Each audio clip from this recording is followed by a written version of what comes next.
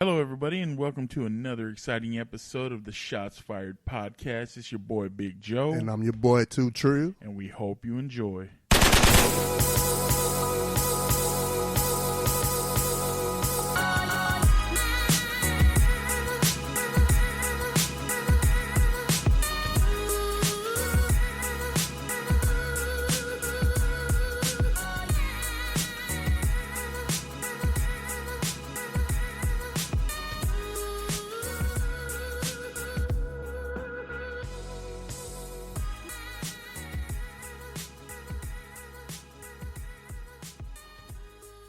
This week on What the? Today we're starting our show off with the WTF moment of the week, and that moment of the week goes to none other than Malik McDowell. T, tell me what you thought about that video, man. I thought this dude was a damn clown, a idiot. Give the people a synopsis on what happened so I can really go in on him. Yeah, so the video starts. Malik McDowell is out of his vehicle. The cop tells him, the cop had pulled him over in front of a convenience store. The cop tells him, take a seat back in the vehicle. McDowell goes back to his vehicle. He sits down. One of his friends actually comes out of the store, goes around, sits down. The guy asks for his license and registration. He says, I need a supervisor. He says, I need your license and registration. I need a supervisor. They're going back and forth. Eventually, McDowell gets out of the vehicle, starts walking into the convenience store. Now, the cop at that point says, put your hands behind your back. He grabs McDowell.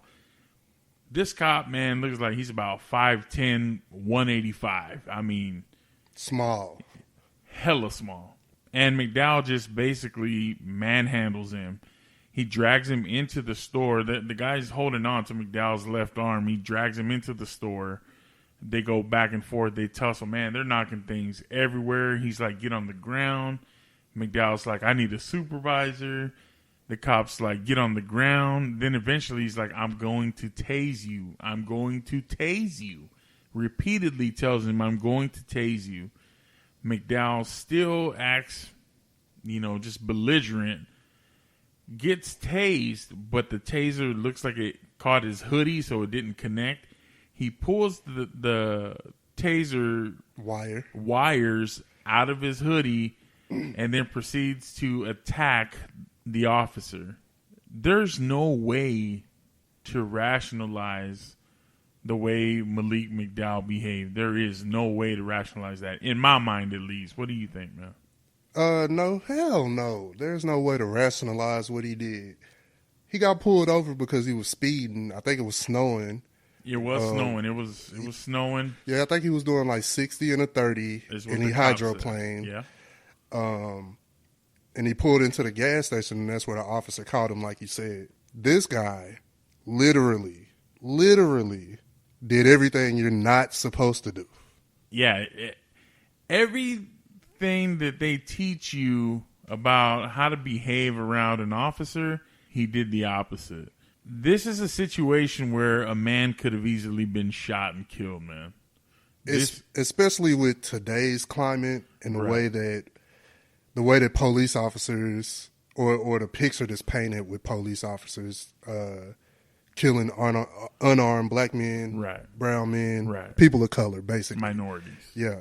So I just think it put like a negative stigma towards what's really happening. You know what I'm saying? Yeah, I mean, you're fighting this cause. You're fighting this stereotype of, well, it's a white cop on a black guy. The black guy, or any minority really, wasn't doing anything. They were the victim. No, this is the exact opposite. The exact opposite. And for all the headway you're making, everybody's making towards trying to make this right, situations like this, you never know what's going on.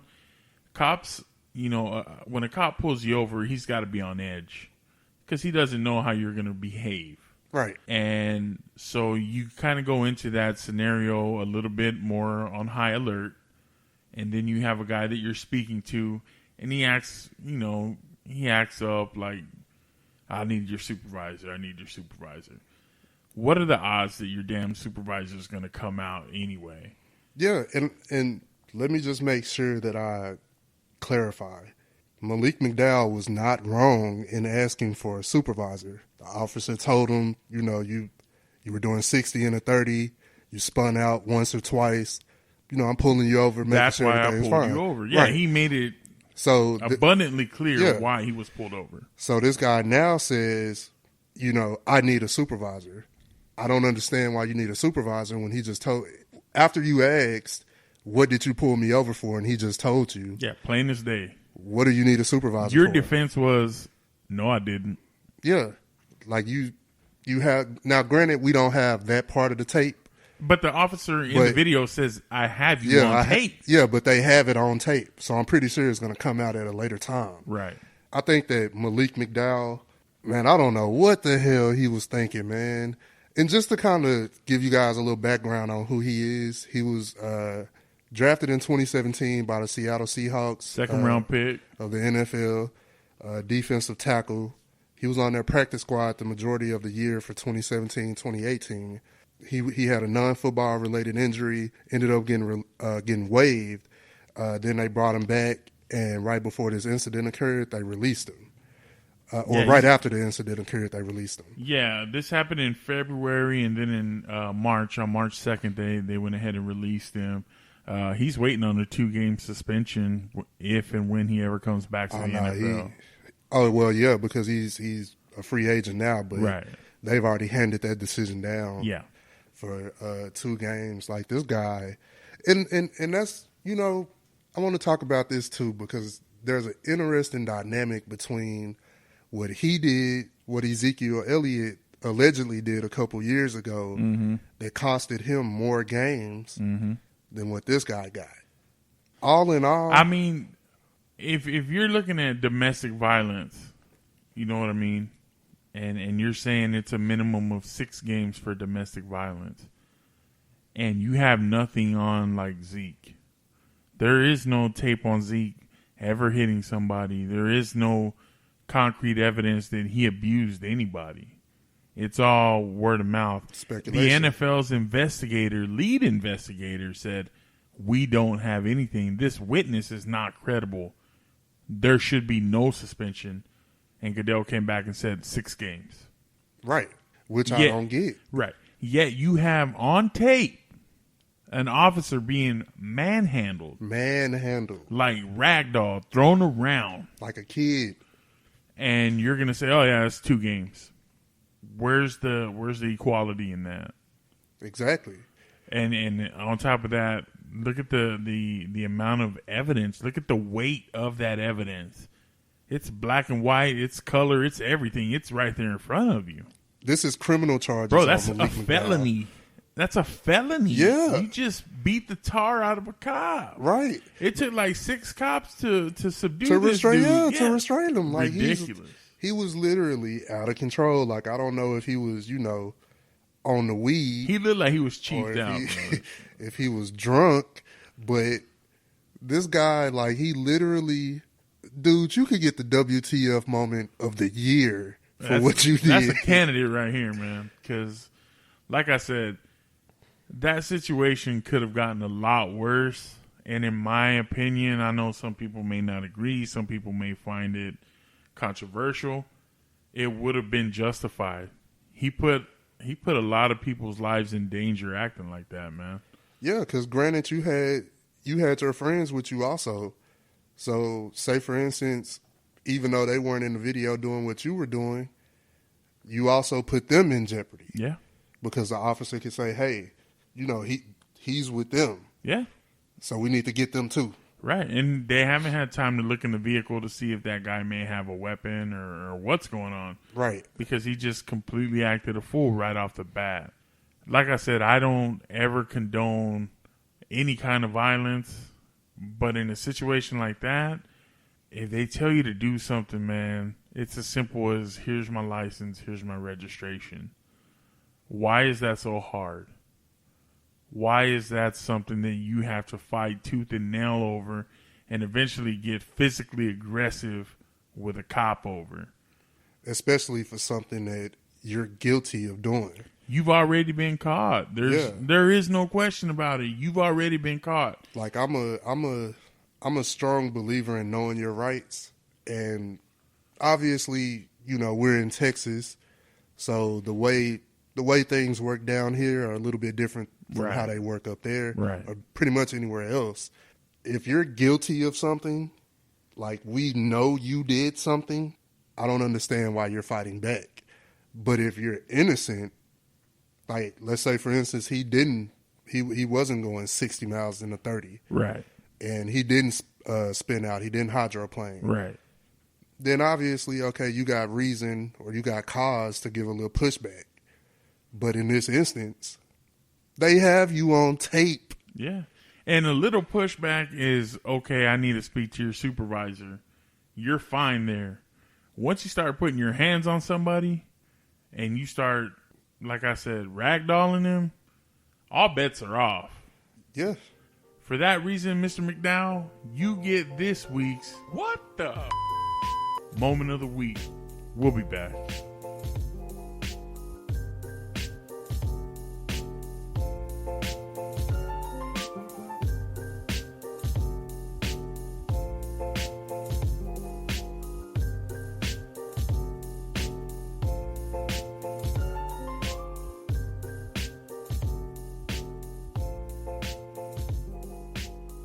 Hello, everybody. Welcome back. We're going to continue with the NFL today and discuss the NFC South on a continuation of our division leaders. Who you got coming out that division, Joe? Boy, let me get those Saints. Really? Yeah. Why Really? not? The Saints are coming marching in this year. Marching where? Back to the playoffs, bro. Marching their ass back home. Back to the playoffs, man. Are you serious? Hey, Saints looked good last year. Had a couple bad breaks. A real big one at the end of the playoff run against the Rams, which we discussed earlier in the series. Still could have won that game, by the way. They could have. I agree with you 100%. I just want to know why Drew Brees was throwing the ball on 3rd and short. Sean Payton. Then why he threw an interception in overtime. Sean Payton. I don't know. Sean Payton is great. We can't blame coaching on that. No, I mean, let me tell you why the Saints are going to win that division.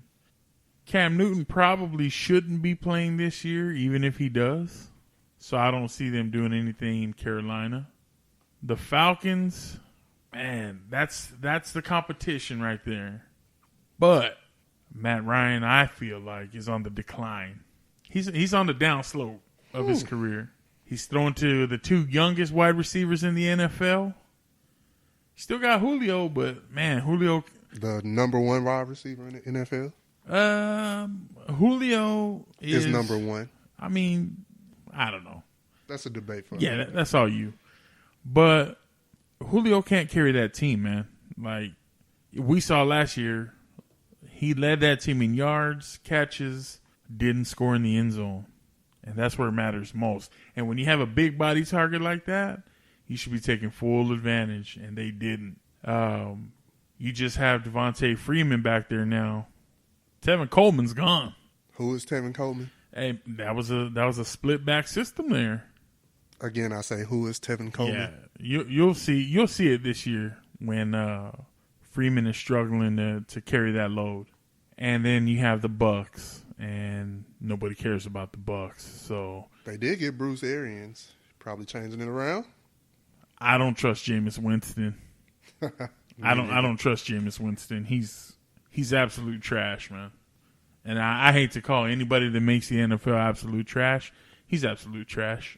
Well, I don't. Because if you're trash, I'm going to say you're trash. Yeah, he's trash. So give me the Saints. The defense is consistently getting better. The offense is consistently getting better. They did bring in Latavius Murray to split with Alvin Kamara. True. So I think you have 2 big backs, bruiser backs now, both really fast. You bring in that veteran presence with Latavius Murray to kind of mentor Alvin Kamara. I feel good about that team, man. I really do. I think you give Michael Thomas some help on the outside. You're looking good, man. Breeze doesn't look like he's slowing down. Who you got?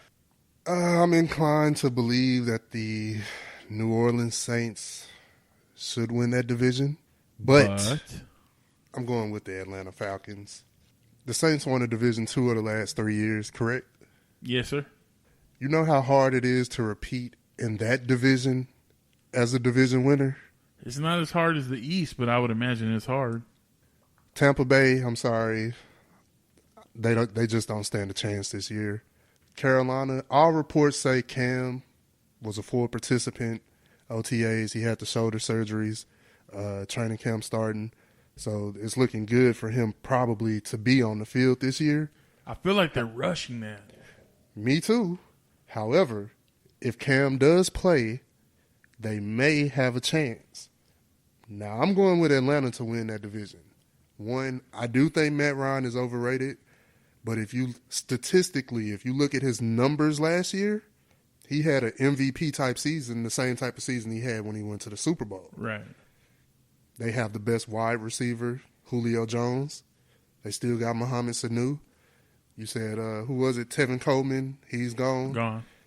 I mean, Freeman is a pretty good back. I think he'll be okay. Defensively, I'm not sure of all the moving pieces that they've had defensively, but Dan Quinn always seems to find a way. He is a defensive-minded coach.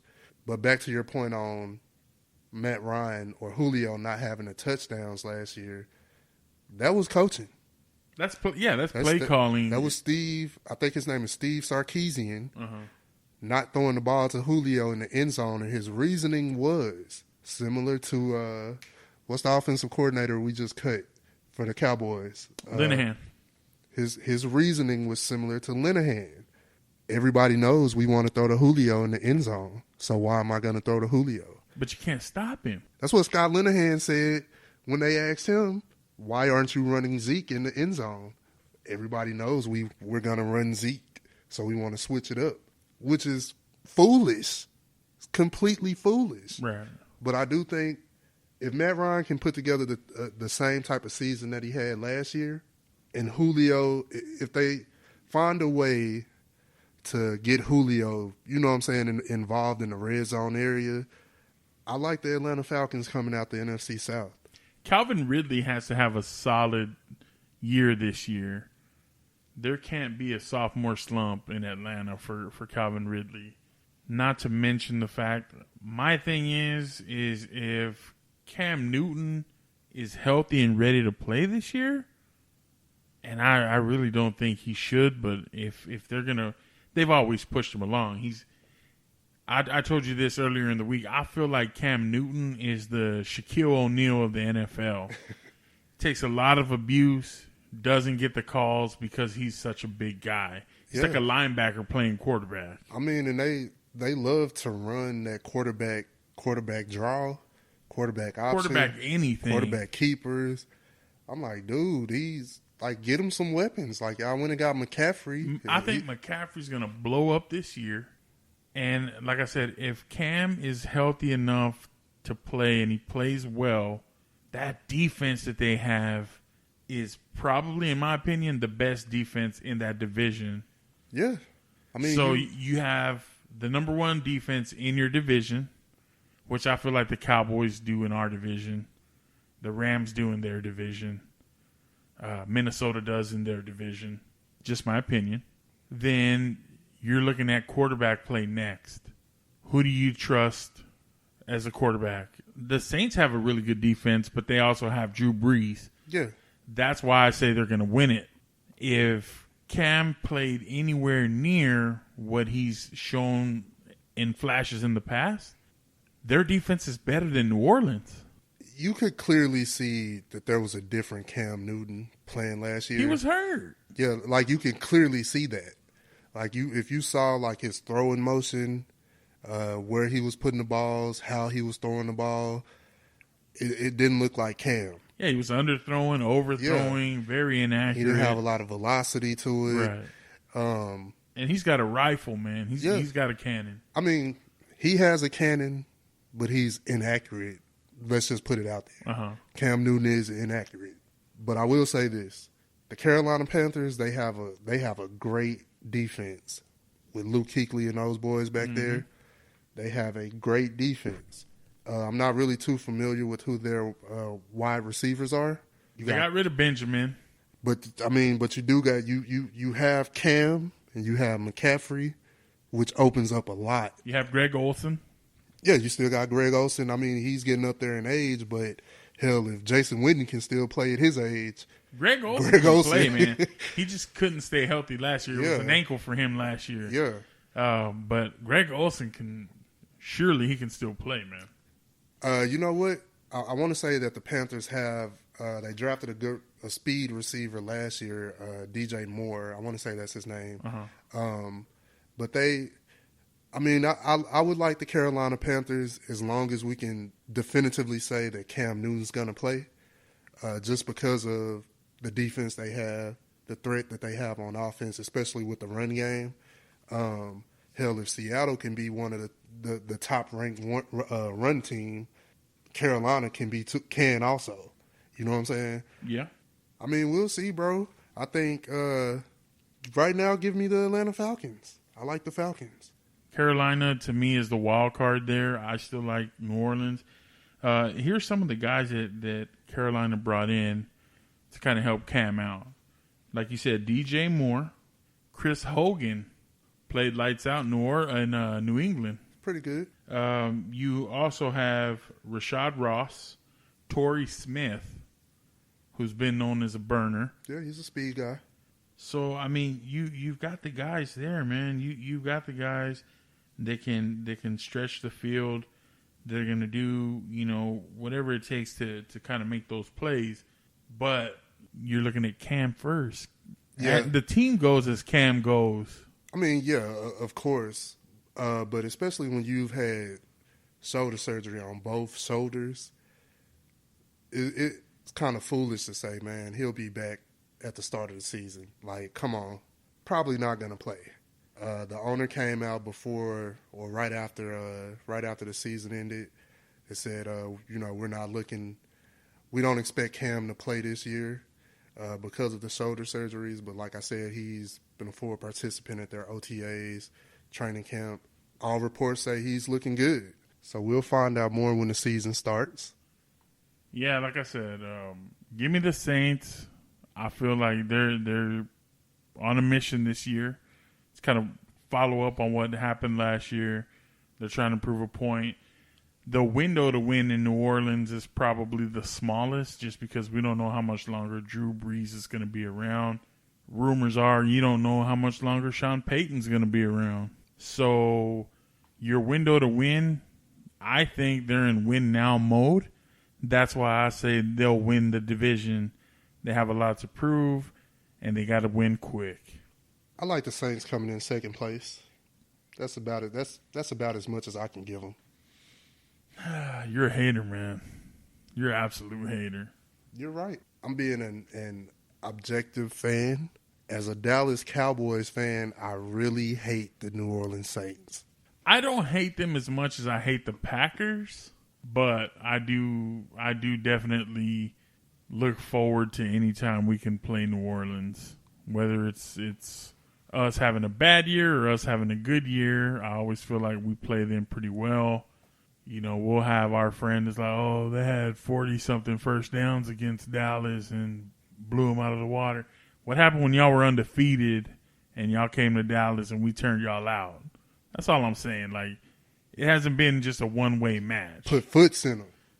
And then last year, put that stank on them again. So I still think New Orleans wins it. I think if Carolina and Cam come out and Cam is healthy, I think Carolina actually sneaks by Atlanta for that number 2. I have Atlanta 3, and unfortunately I have Tampa Bay at the bottom of the barrel. Well, I'm going to differ with you. Give me the Atlanta Falcons 1, Saints 2, and this is if Cam, actually give me Saints 2 regardless. I think the Panthers will come in 3rd, even if Cam doesn't play. Tampa Bay, they just suck. I will say this. Cam had surgery on both shoulders, so it's probably going to take a full season to get back to, regular form. But if he's Iron Man like Adrian Peterson, Panthers could be second in that division.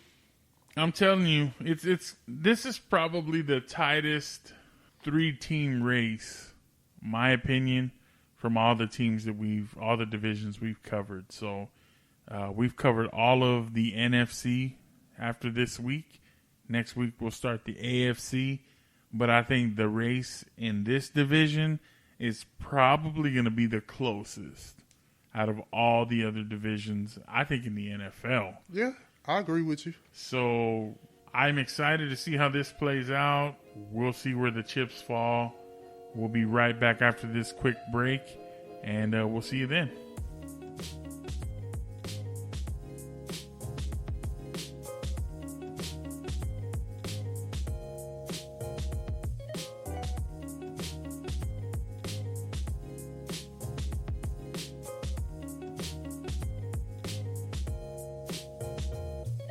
Hello, everybody, and welcome back. We now transition over to the NBA, where we want to talk about one of the biggest trades that has come out this free agency. This free agency period has already been super crazy. And now you get a reuniting of two superstars, former teammates back in OKC. Westbrook and Harden, man. Westbrook's coming to Houston. When you heard the news, what was your immediate reaction? Are they allowing teams to play with two basketballs now? Bro, there's not enough balls to go around for the way these guys play ball. I mean, they played together in OKC, but this was, the younger days right out the draft. Harden was a 6-man coming out the bench. Yeah, you're still trying. They were all trying to find their footing. Yeah. Really, you only knew that Kevin Durant was a superstar at that time. Right. But, both of these guys are going to be Hall of Fame players. Both of these guys are MVPs. I saw that their odds, I think I sent it to you, that their odds went up to win the championship. I think it's like 7-1 now. Yeah, it was like 10-1, and now it's 7-1. Yeah, so I like and don't like the trade. Obviously, Westbrook is a better player than Chris Paul is, especially at this point in Chris Paul's career. Mm-hmm. He's a better athlete than Chris Paul ever was. Younger, stronger, bigger, faster. Exactly. It's an upgrade. It's definitely an upgrade, but on the downside, you got two ball-dominant players. You told me before Mike D'Antoni has a run and gun offense. Basically, the players can do whatever they want to do, yakking up threes. I will say this, Westbrook. No defense. Basically. Which is perfect for those two anyway. I mean, I will say this, though. Westbrook, he has not had the amount of shooters around him that Houston has. So now he can probably, back off a little bit, distribute the ball like a point guard. He's not a shooter. Westbrook is not a shooter. He's a creator. Exactly. Now, I think the triple-doubles are going to go down. As well as for Harden, I don't think Harden is going to be shooting, having 50, 60-point games like he did this year. My first thought, man, was just, how the hell is this team going to distribute the ball to everybody on the roster? You got Capella, you got P.J. Tucker, Eric Gordon, James Harden, Russell Westbrook. All of these guys, I just don't see where all of the balls are going to come from. Like, granted, Gordon, Capella, and Tucker, they're all, spot-up shooters, catch and shoot. But Westbrook and Harden, there's not enough air in the ball for these two guys. Yeah, man. For me, obviously, it's an upgrade in Houston. But like you said, you have two ball-dominant guys stat chasing, man. You got a guy that's stat chasing a triple-double. He's trying to average a triple-double for the season. I think he did last year. Yeah, he did. Three straight seasons. Yeah.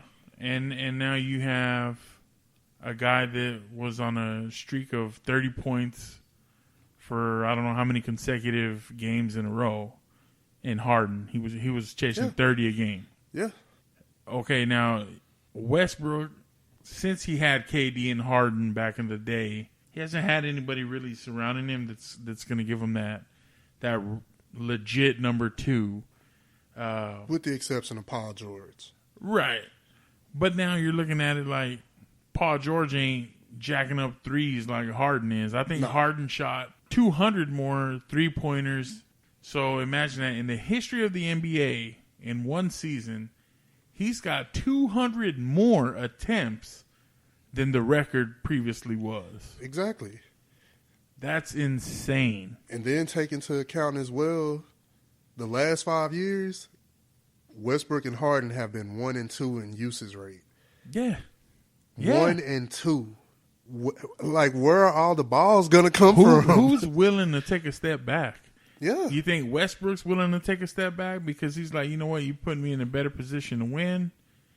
Or you think Harden's going to step back and be like, you know what, you got me somebody that I can play with, that I have played with, that gives us an opportunity to win? The ego got to be checked at the door real quick with this team. I'll say this. I think Westbrook is going to take the step back. And the reason for that is because he's not a shooter. He just drives it to the hole, man. Yeah, he's going to drive it in. He's going to take his layup, his dunk, his free throws. Right. And that's how he makes his money. Right. I definitely think that Westbrook will be the one to take a step back simply because Harden has a more all-around game than Westbrook has. I also think, I don't know if I agree with the odds, 7-1 to make the finals, but I do think that they'll be a playoff team. Barring a catastrophic injury, they'll definitely make the playoffs. Westbrook has had surgery on both knees, and just his style of play, like he's definitely... He's a banger. Yeah, he's a banger. He has that energy, like he's that dog that you want. Right. It's just... You pair him with somebody else that has the same mentality. Yeah. Where are all the balls gonna come from? That's what I want to know. Where are these balls at? I mean, you're looking at it, and I also wonder how much of this was a power play by Harden, because Harden gave Houston the ultimatum: you either get rid of CP3 or you get rid of me. Yeah. We ain't both staying here. And now CP3's gone. The window on CP3 ever getting the title now? Gone. I mean, gone. Look, I think Chris Paul was a good player. Some people would debate and say, a couple years ago, had he not gotten injured, they would have beat Golden State in the conference finals. I still don't see it. Like, I was never scared even when they had Chris Paul. But with Westbrook coming in, he's obviously an upgrade, like you said. He's younger, quicker, faster, more versatility than Chris Paul. I'll say Chris Paul has a better shot than Westbrook has. Like, if they switch the offense around, get some of these guys to start playing defense, Houston could be a team to look at. Mike D'Antoni runs an offense that is very similar to what Golden State runs. They're not really looking out. They just don't have defense shooters. They're just going to outscore you. But see, I would argue with you on that because Golden State was a defensive team. Draymond, Iggy, Clay, these guys are defensive players. I can't name 3 guys on Houston that are defensive players. All Draymond did was kick dudes in the nuts. Come on, man. That's what Draymond is known for. Look it up on YouTube. Just look up Draymond Green kicks guy in the nuts. You got at least 10 minutes worth of footage there. Man. Tell me I'm wrong. Okay, he did it. Okay, bro. But let's be real here. But that guy was roundhousing nutsacks on a nightly basis. But Draymond is a good defensive player, though, man. That's what I'm saying. Like when Steve Kerr took over the Warriors, they were a defensive-minded team. I forget the coach name that they let go of, but he had them guys playing defense. It wasn't Mark Jackson. Mark Jackson. That's his name. But yeah, Mike D'Antoni's whole thing was we want to build a team that can outscore Golden State. They were almost there, but didn't they have them down like 3-1? I don't remember off the top of my head, but they had them down. I think it may have been 3-2. It's hard to build a team to go in and say I want to outscore 2 of the top 3 shooters of all time. Then you add Kevin Durant to that, who's a top 1-2 player. You can't build a team like that. Right. Like, I don't care what you say. James Harden is not a top 3 player. He's just not. I mean, he's a scorer. He's kind of invented this weird Euro step hybrid travel. Yeah, it's a whole lot of things he's doing that's not getting called. I thought LeBron was bad, man. Nah, Harden's on a whole nother level. Yeah, man. I definitely see the interest in Houston going up. I think it's a great move if they can find a way to distribute the ball, if they can find a way to work together, if they put the egos aside and say, you know what, we're going to win this thing. We have the pieces in place. And the contracts are basically the same. You upgraded your point guard position, kept the contract about the same as what it was. CP3's contract was ridiculous, outlandish, especially at his age. You're looking at 40 something million for, I think it was like 42 million, crazy, something like that. And now you're going to pay Westbrook right around the same. But man, look at the upgrade you got. Yeah. So I'll give it to the Rockets. They made a good move. If they can get it all together, if they can play any kind of defense, you know they're going to run and gun. It's going to be exciting to watch. I still don't put them in the top 5 top duos in the NBA, but we'll see after this year if they can jump into that top 5. But for right now, they're not in the top 5 best duos in the NBA, in my opinion. I mean, I will say this, though.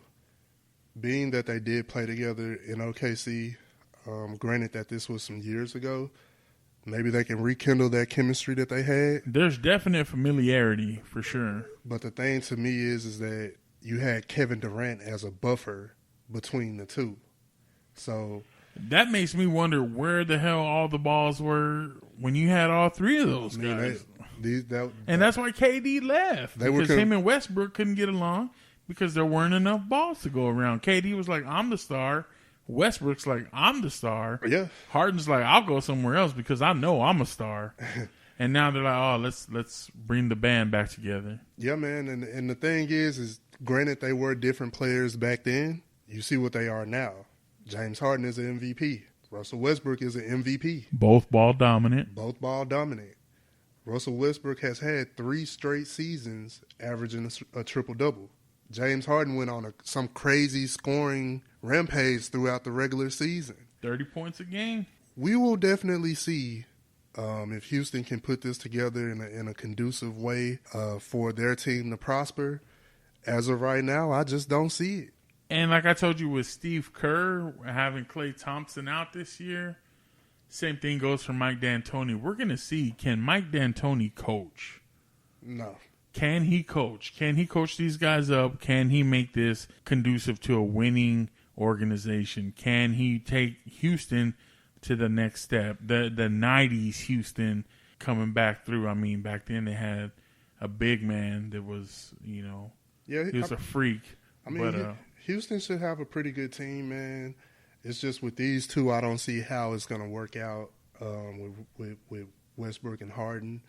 Hopefully I'm wrong. Hopefully they can, make it past the conference finals and get to the finals and compete for the championship. But you're going to see how much winning means to this team as opposed to how much personal stats mean to this team. Exactly. If personal stats mean anything to either Harden or Westbrook, you're going to see it, and you're going to see it really early.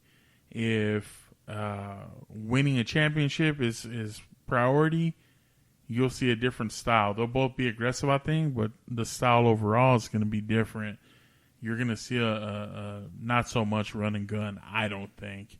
And you're going to see more distribution, especially from Westbrook. Yeah. So I'm excited to see it. Can't wait to see what these Rockets do. I'm still a Mavs fan through and through, though. I'm still hoping that the Mavs show up and show out. Man, don't get me started on them. But we ain't got no 2 big name superstars like that. Yeah, we got one. I think Luka's definitely going to be that guy in a couple more years. I mean, he was the Rookie of the Year this year. Porzingis sucks. I'm excited, man. I think Kristaps getting a bad rap. The Great White Hope, man. I think he'll do it for us, but we'll see. Like I said, I'm excited. this is going to be a dog-eat-dog conference, man. I think the East got a lot lighter, and I think the West just got worse. Yeah, man. Like, you see, harder to get through. You see a lot of big twos now. It's not a lot of big threes. Big threes, just it ain't what it was, man. Yeah, it ain't man. what it was. So we'll be right back after this quick break, and we'll finish up talking about the women's U.S. national soccer team. Stay tuned.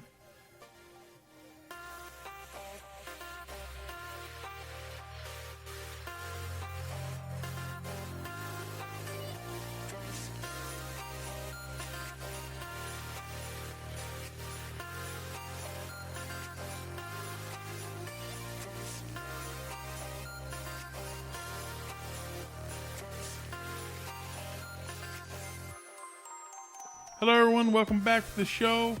Before we end today, we want to talk about the U.S. women's national soccer team. Congratulations on your third straight World Cup win. Woohoo! And the biggest topic that's come out of this, I guess it's almost controversial. The biggest subject that's come out of this, instead of celebrating this win and being excited about another World Cup being brought back to the U.S., the women complaining, or other people in general, society in general, saying, hey, why are they not getting paid like the men? We're about to go into why that is. You know, some people may take offense to it. Some people may think it's wrong. But the facts are the facts. And the biggest thing that you have to consider when you think about the disparity in pay is this is a business. It's business. The Women's World Cup, the payout, they're paid from a pool of $30 million. If you win it, you get a certain percentage.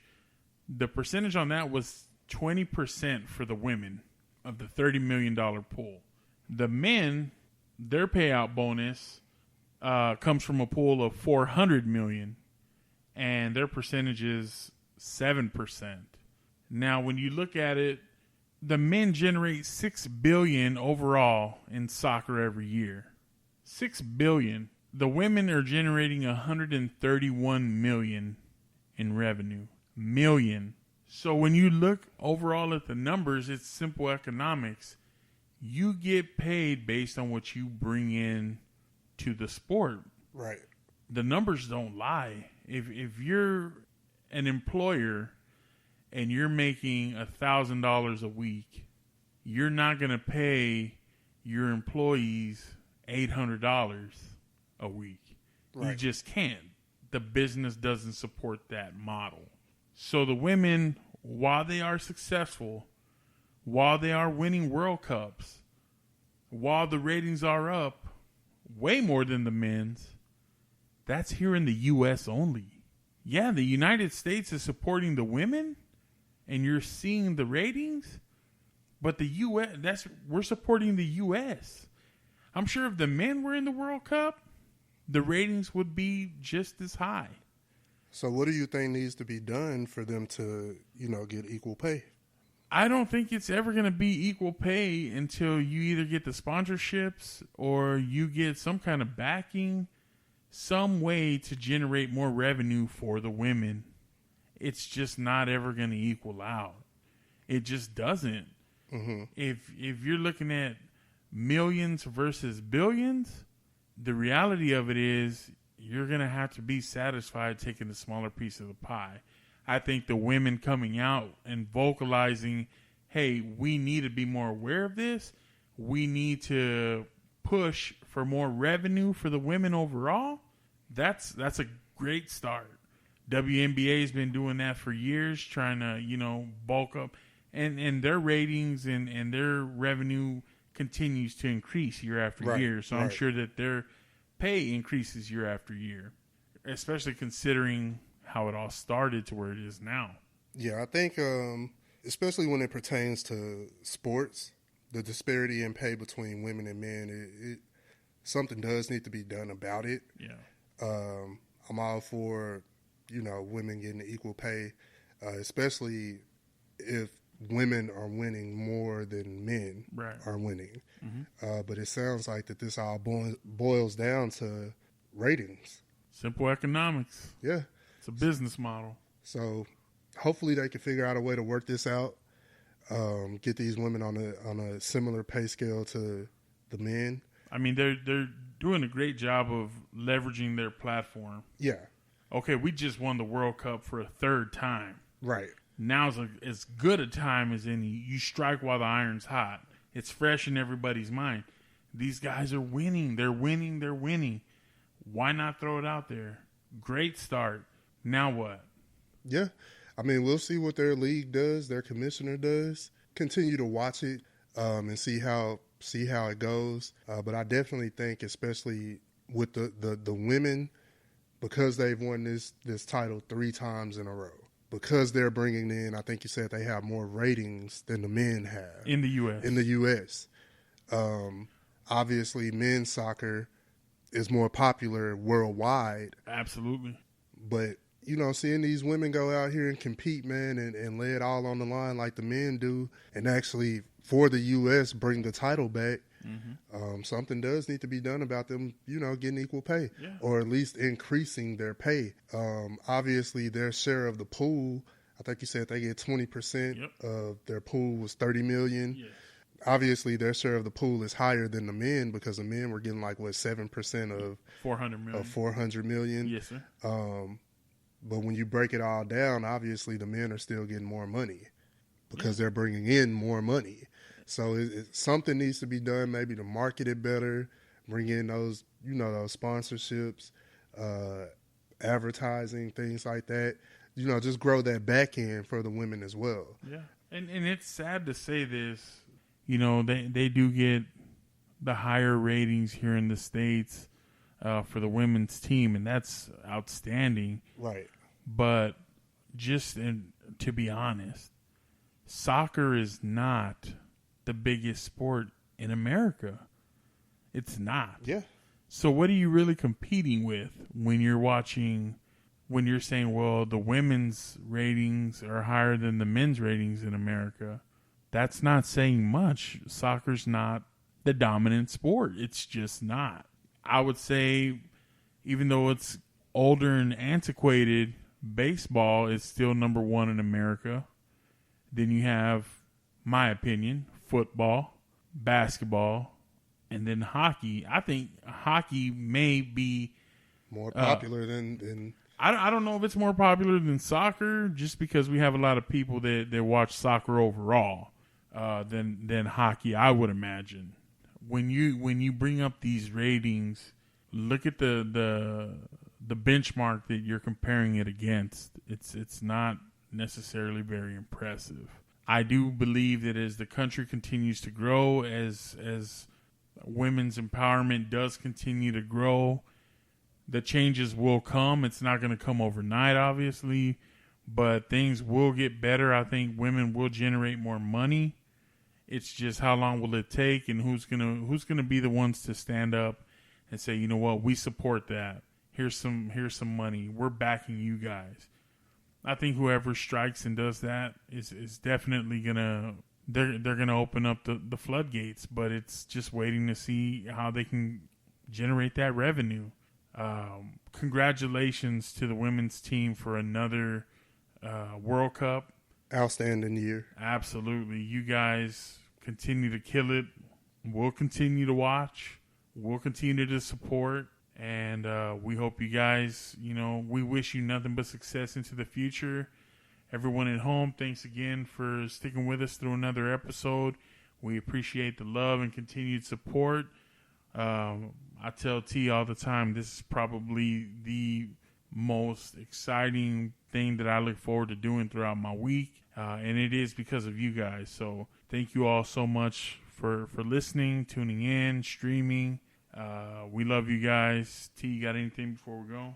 I just, second everything you said, man. We definitely appreciate you guys taking the time out to support us, showing us that love, giving us that feedback. And anything we can do, to grow the show, get you guys to give your opinions on things, probably do a fan appreciation type segment one day, where we'll take you guys' questions, take you guys' feedback, and throw your opinions out there and give our takes on it. Yeah. The other thing that we have kind of thrown around is maybe doing like an appreciation outing, just kind of meeting up with everybody that listens, going out to like a local bar or something, and just spending time with everybody and getting to see who's listening, getting to spend that time, and just getting to continue to just kind of grow the show. So yeah, man, and definitely, look out and go follow the Instagram page, The Shots Fired Podcast. Like the Facebook page, Shots Fired Podcast by Big Joe and Two Trill. And also, reach out to us on our personal pages. I'm @_ Two Trill. That's TUTRILL.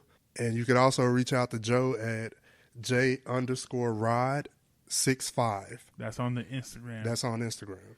So yeah, just reach out to us. Let us know. If you want to email the show directly, you can email us at shotsfiredpodcast@yahoo.com. Have a great week, guys. We look forward to doing it again next time. Adios. Peace.